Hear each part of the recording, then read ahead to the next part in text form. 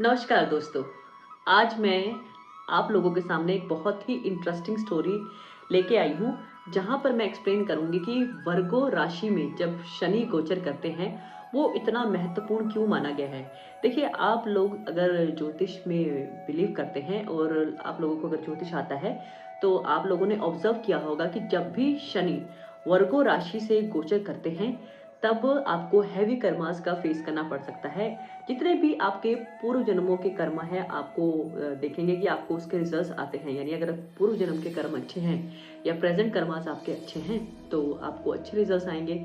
अगर आपके कर्मास कहीं न कहीं खराब हुए हैं, तो वहाँ पर भी आप देखिएगा कि आपको जो भी रिजल्ट्स आपके लिए बनता है, वो आपको इस टाइम पर देखने को मिलता है। तो ये बात सेम लागू होती है कि अगर आपके शनि की साढ़े साती भी चल रही है। तो यहाँ पर मैं एक स्टोरी सुनाने लगी हूँ, जो कि बहुत प्राचीन काल में टाइम में जब विक्रमादित्य राजा हुआ करते थे। तब क्या था कि स्वर्ग में एक बार एक डिस्प्यूट हुआ, एक आर्ग्यूमेंट हुआ ग्रहों के बीच में। ग्रह मतलब जो जितने भी आपके ग्रह हैं, राहु केतु को छोड़कर बाकी सभी ग्रहों को ये लगने लगा कि हु इज़ मोर सुपीरियर, मतलब कौन सर्वोत्तम है, हम सब में से बड़ा कौन है। तो ये जानने के लिए वो राजा इंद्र के पास गए। तो राजा इंद्र को लगा कि अगर मैं बता दूंगा और मैं यहाँ निर्णय लूंगा, तो हो सकता है कि कोई प्लैनेट ऑफेंड ना हो जाए। तो उन्होंने थोड़ा सूझबूझ से काम लिया और पृथ्वी पर निवास करने वाले राजा विक्रमादित्य को उन्होंने बोला कि आप इसका न्याय कीजिए। तो वो न्याय प्रिय राजा थे। तो उन्होंने भी बहुत दिमाग लगाया और उन्होंने सोचा कि कोई प्लैनेट बुरा ना मान जाए। फिर भी उन्होंने एक योजना बनाई। उन्होंने 7 तरह के मेटल के क्राउन्स बनाए, मतलब जो मुकुट होते हैं ना, उस तरह के क्राउन्स बनाए।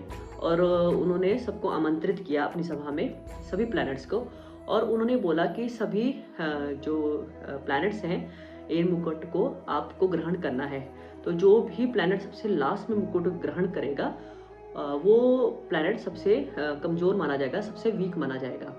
तो ऐसे में देखते हैं कि जो शनि महाराज हैं, सबसे लास्ट में आते हैं और वो लोहे का क्राउन वो उनको मिलता है। तो अब उनको, शनि भगवान को लगता है कि शायद विक्रमादित्य ने ये जानबूझकर किया है, मुझे छोटा दिखाने के लिए किया है।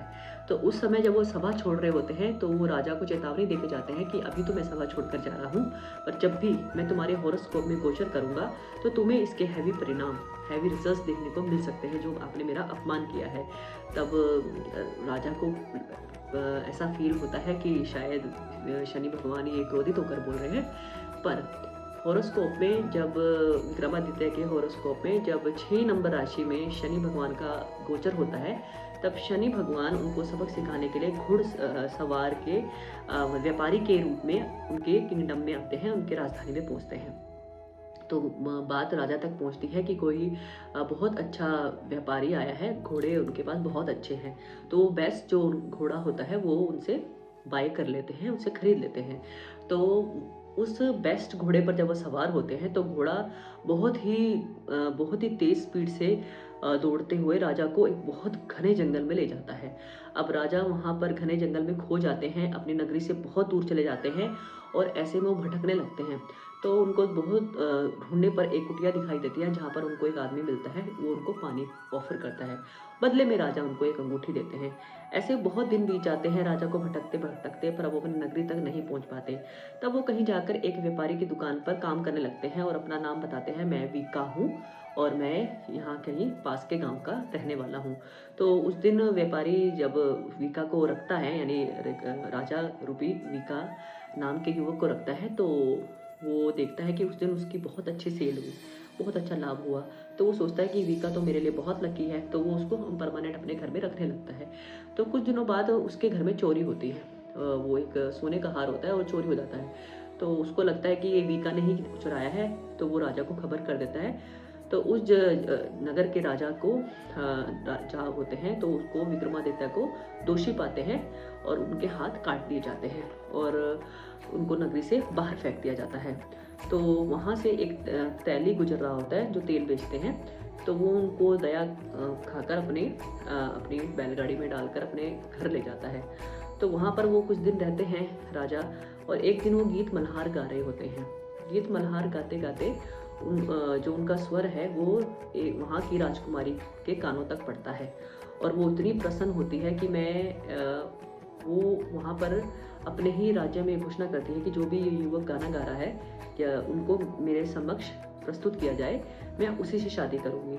तो राजा को वहाँ लाया जाता है, वीका नाम के युवक जो कि राजा होते हैं, उनको लाया जाता है और उनको बोला जाता है कि राजकुमारी आपसे अत्यंत प्रसन्न है और वो आपसे शादी करना चाहती है। परंतु राजा बहुत ही गंभीर अवस्था में होते हैं, उनकी हेल्थ कंडीशन अच्छी नहीं होती, तो वो मना कर देते हैं। पर जो राजकुमारी होती है वो अड़ जाती है कि मैं आप इसे विवाह करूँगी।